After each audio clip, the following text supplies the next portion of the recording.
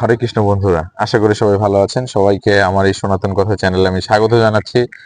আহ আমিও মোটামুটি ভালো আছি। তো আজকের যেটা বিষয় সেটা হচ্ছে আমাদের প্রায় প্রত্যেকের বাড়িতে কিন্তু অবশ্যই গীতা আছে, তাই না? তো গীতা বাড়িতে থাকলে যে 9টা বিষয়ে আমাদের কখনো ভুল করা উচিত নয়, আজকে আমি সেই বিষয়ে আলোকপাত করব। কখনোই 9টা বিষয়, হ্যাঁ, এই 9টা বিষয়ে কখনোই কিন্তু আপনার ভুল করাটা উচিত নয়। প্রথমত যে বিষয়টা আছে যে গীতা কিন্তু অবশ্যই আপনার পরিষ্কার ও পরিচ্ছন্ন একটা জায়গায় কিন্তু রাখতে হবে, এটা আমরা সবাই জানি, তাই না? দ্বিতীয়ত যে বিষয়টা সেটা হচ্ছে গীতা যখন বাসা বাড়িতে থাকবে অবশ্যই লাল কাপড় দিয়ে বেঁধে রাখবেন। দ্বিতীয়ত যে বিষয়টা আমি আবারও বলছি, অবশ্যই গীতাটাকে লাল কাপড় দিয়ে বেঁধে রাখতে হবে। তৃতীয়ত যে বিষয় সেটা হচ্ছে আপনার আমরা যখন গীতা পাঠ করি কখনোই মাটিতে রেখে গীতা পাঠ কিন্তু করবেন না।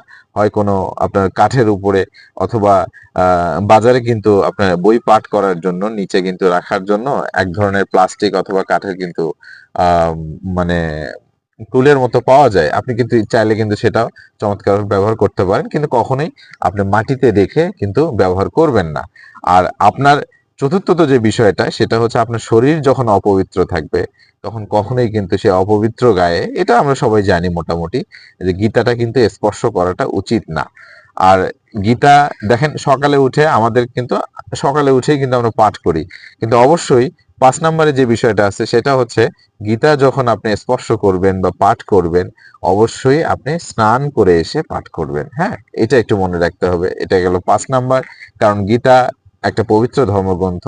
এটা আমাদের সনাতন ধর্মে লাস্ট এডিশন, অর্থাৎ শ্রীমদ্ ভগবদ গীতা ভগবান আহ শ্রীকৃষ্ণের মুখ নিঃসৃত বাণী বলে আমরা জানি, তাই না? তো এই বাণীর সমন্বয়ে, অর্থাৎ আমাদের যে উপনিষদ গুলো ছিল, আমাদের যে বেদগুলো আছে, আমাদের যে আপনার অন্যান্য ধর্মগ্রন্থ আছে, সকল ধর্মের সার কথা কিন্তু এই গীতায় ভগবান শ্রীকৃষ্ণ কিন্তু চমৎকার ভাবে উপদেশ বাণী হিসেবে অর্জুনকে বলে গেছেন, যেগুলো কিন্তু 700 শ্লোকের আকারে এই গীতায় কিন্তু লিপিবদ্ধ করা আছে। আমরা যারা গীতা পড়ি বা গীতা বাসা বাড়িতে রাখি তারা কিন্তু এই জিনিসগুলো জানি।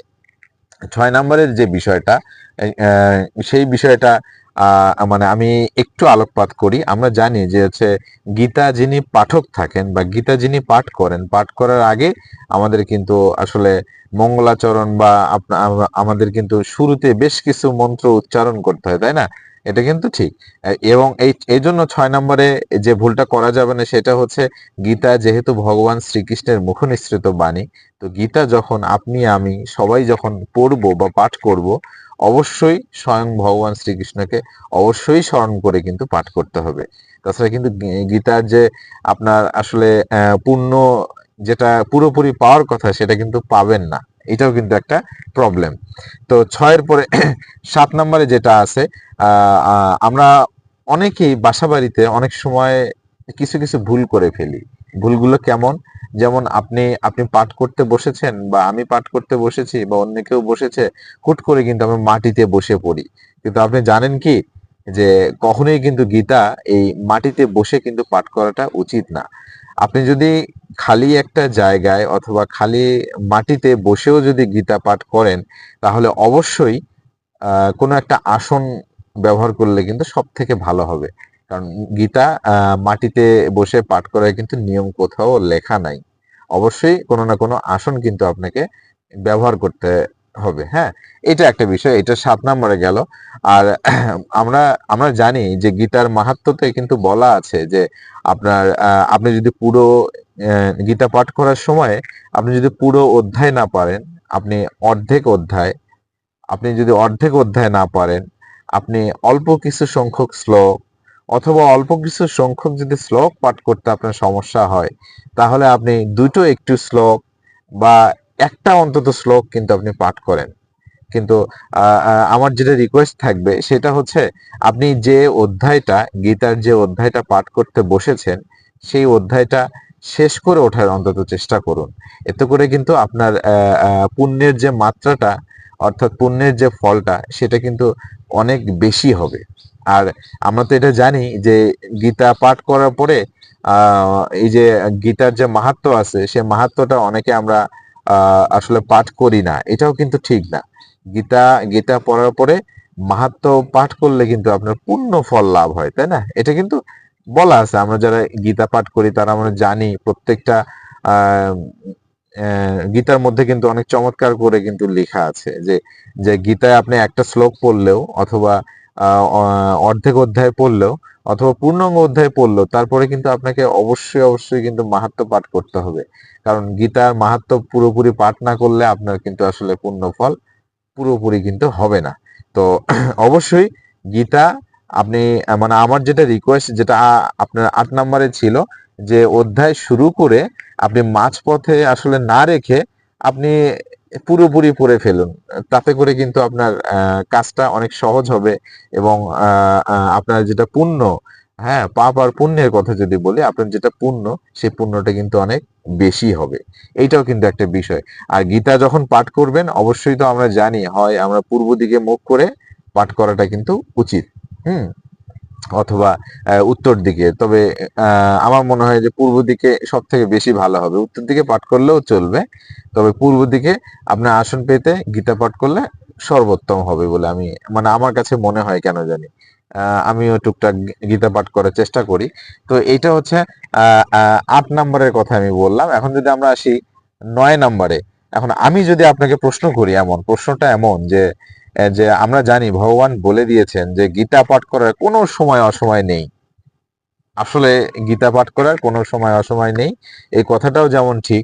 তারপরেও দেখেন যে গীতা পাঠ করার সর্বোত্তম কিন্তু মানে সব সময় পাঠ করলেই আপনার কিন্তু পুণ্যফল লাভ হবে। তারপরেও নির্দিষ্ট একটা টাইম বা নির্দিষ্ট একটা সময় আপনি যদি বেছে নেন, আমার আমার মনে হয় আরো বেশি ভালো হতে পারে। বিষয়টা কেমন? আমরা যদি ভর সন্ধ্যেতে, হ্যাঁ, ভর সন্ধে মানে কি সেটা তো আমরা সবাই বুঝি, যখন পুরোপুরি সন্ধে হয়ে গেছে। আপনার আমি কিন্তু এটা বলছি না যে অন্য সময় পাঠ করলে পুণ্যফল লাভ হবে না, ভর সন্ধ্যেতে পাঠ করলে পুণ্যফল লাভ হবে, বিষয়টা এমন না। ভর সন্ধ্যাতে পাঠ করলে আপনার মনোযোগটা বেশি থাকবে বা মনোযোগের যে একটা বিষয় আছে, কারণ আমরা কি জানি যে আপনার দেখেন যে আপনি একটা কাজ করছেন, আপনার যদি মনোযোগ পুরোপুরি না থাকে, মনোযোগ যদি বিনষ্ট হয়, তাহলে সেই কাজের পূর্ণ ফল যেটা, সেই কাজে যে আসলে আপনার যে মনোযোগ সেটা কিন্তু ব্যাহত হয়, তাই না? তো গীতা যখন ভর সন্ধ্যাতে আপনি পাঠ করবেন, অবশ্যই আমরা আমরা তো জানি যেহেতু সন্ধ্যেবেলা আপনাকে কিন্তু বাতি জ্বালাতে হবে, তাই তো? এবং এই বাতিটা অবশ্যই যেন ঘিয়ের বাতি হয়, তাহলে বেশি ভালো হয়। তো ঘিয়ের প্রদীপ বা ঘিয়ের বাতি, এই ঘিয়ের প্রদীপ জ্বালিয়ে গীতাটা আপনি কিন্তু পাঠ করতে পারেন। তো আমাদের অনেকের যেটা সমস্যা, অনেকের যেটা স্বভাব, সেটা হচ্ছে যে গীতা আমাদের সবার বাড়িতেই থাকে, কিন্তু যেমন থাকে তেমনই আমরা রাখি। আসলে গীতা থাকলে গীতা যে পাঠ করতে হবে এই জিনিসটা আমরা প্রায় সকলেই ভুলে যাই।